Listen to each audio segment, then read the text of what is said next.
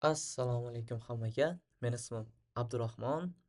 1 yillik tajribaga ega React Frontend asoschisiman. Hozirda IT Park University'da Software Engineering bo'yicha o'qib kelmoqdaman. Bundan tashqari, dunyoning global kompaniyalaridan biri hisoblangan iTransition kompaniyasida JavaScript, intern JavaScript asoschiman, amaliyotchi JavaScript asoschiman va Jizzax shahrida Team IT o'quv markazida Web Basics, web asoslaridan dars berib kelaman. A, Demak, yaqinda o'zim uchun yangi soha tanladim. Qaysiki? Software engineering. Universitetimda bizda Java bo'yicha dars o'tiladi. Java dasturlash tilidan hozirgacha o'tilgan va yana o'tilib kelinyapti. Men u Javani o'rganishni uncha xohlamadim, uncha yoqmadi menga Java. Basic boshlang'ich bilimlarni bilaman, lekin a, sal zerikarli bo'lgani uchun o'rgana olmadim. Demak, JavaScript dasturlash tilini esa hech qanaqa ustozlarsiz faqat o'sha to'g'ri yo'l ko'rsatib turadigan tanishlar va o'sha katta dasturchilardan yordam olib turgan holda o'zim YouTube'dan o'rganganman yoki ochiq manbalardan o'rganib chiqqanman. Va bu bo'yicha menda sertifikatlarim bor bir qancha JavaScript, TypeScript bo'yicha, lekin bilasiz, sertifikat katta joydan bo'lmasa bizga foyda bermaydi ishga kirishda boshqa sohalarda. Demak, men yaqinda o'zim uchun o'sha aytganimdek yangi soha tanladim. Software engineering. Software engineeringda bizda bir qancha dasturlash tillarini bilishim kerak. Bu uchun menda hozir JavaScriptdan bilim bor, boshlang'ich deb tursak ham bo'ladi. Va ikkinchi dasturlash tili sifatida men Go dasturlash tilini tanladim. YouTube'da 3 ta 4 ta layv qilganman. Nima uchun Go va Go'ga kirish darslari. Qaysiki, hech qanaqa yordamlarsiz, hech qanaqa o'sha pullik kurslarsiz, tekinga ochiq manbalardan Go'ni o'rganamiz. Demak,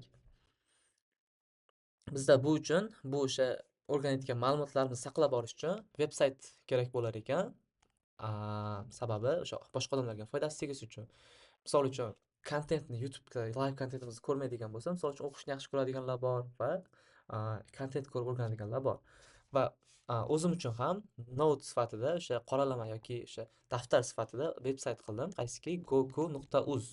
Hozircha ishga tushgani yo'q, lekin bizada domenni endi olyapman, goku.uz, va bu yerda shu nima o'rgandik, nimalar bo'ldi, hammasini statik tarzda saqlab boramiz va Xudo xohlasa Go'ni o'rgana olsak, ushbu veb-saytimiz uchun bekend ham quramiz.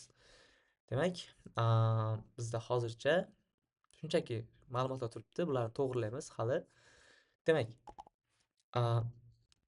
o'sha videoni biza o'sha layvlarimni ko'radigan bo'lsanglar, qay tarzda o'rganganim, o'rnatib olish, ekstensionlari va nima uchun Go bo'yicha, nima uchun Go dasturlash tili degan kontentlar bo'ldi. Layv qildik. Demak, layvlarimda ko'proq o'zimni hissiyotlarim va boshqa narsalar, boshqa keraksiz gaplar qo'shilib ketgan. Va bu ayrimlarga yoqqan, ayrimlarga yoqmagan. Demak, hozir fikr bildiring, obuna bo'lib qo'ying, fikr bildiring.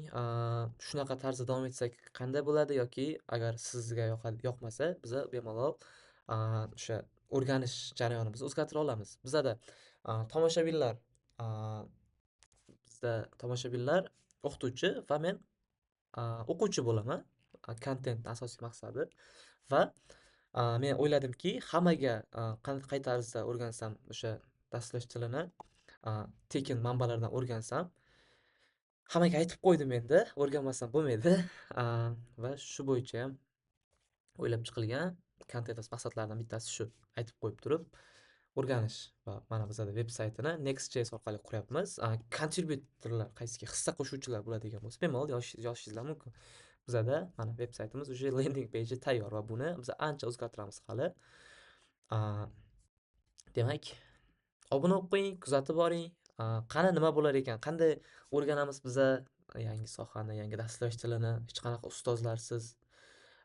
Misol uchun Farhod Dadajonovdan, Azim Po'latdan o'zbekcha bo'lgan kontentlar yoki chet el kontentlaridan biza ingliz tilida o'rganamiz, YouTube'da o'rganamizda, ingliz tilida o'rganib, men o'sha layv davomida sizlarga o'zbekcha qilib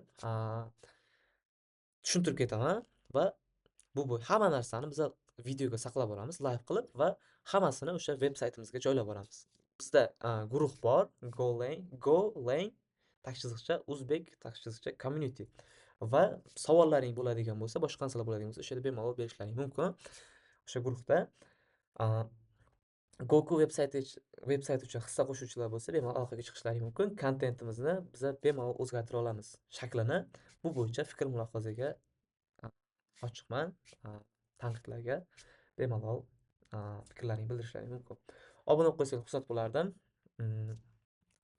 Kontent qilayotganim sabab menda hali O'zbekiston uchun yoki o'sha yosh avlod uchun foydasi tegadigan juda ko'p loyihalar bor va bularni asta-asta yo'lga qo'yib ishga tushirib borishim uchun menga auditoriya kerak. Auditoriya yig'ish maqsadida kontentlar qilyapman. Kontentlarim to'g'ri, sifatsiz hozircha, chunki montaj qilish, boshqa narsa bo'yicha vaqtim yo'q. Menda bu dan tashqari o'qishim bor va sizlar bilan birgalikda Go'ni o'rganyapmiz biza va bundan tashqari ishlarim bor bir qancha. Xullas, shu. Hammaga rahmat. Obuna bo'lib qo'ysanglar xursand bo'lar edim.